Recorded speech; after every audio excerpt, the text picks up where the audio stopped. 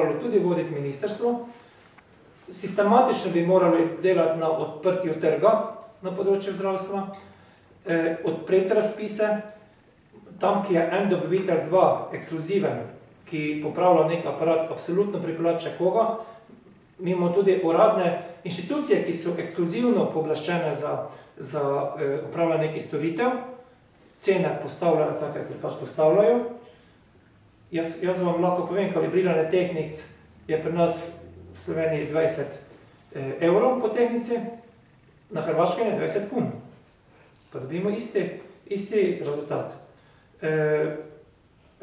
Potem kalibriranje rentgenskega aparata pri nas je cirka, mislim, da okrog 300-400 evrov. Ko smo preverili cen na Hrvaškem, isti aparat se kalibrira za 100 evrov.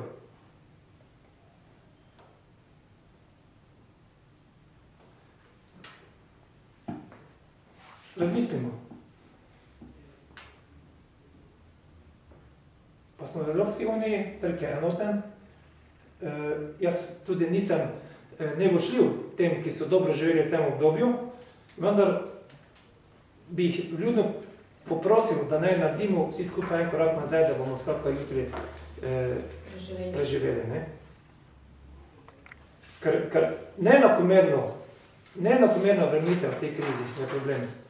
Tudi znotraj zdravstva.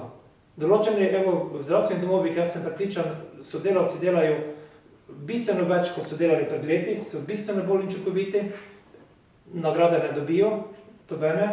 So pa še mogoče določene deli zdravstva, kjer niti ne vedo, da je kriza, predvsem pravim tistim, ki so izven javnega sektorja.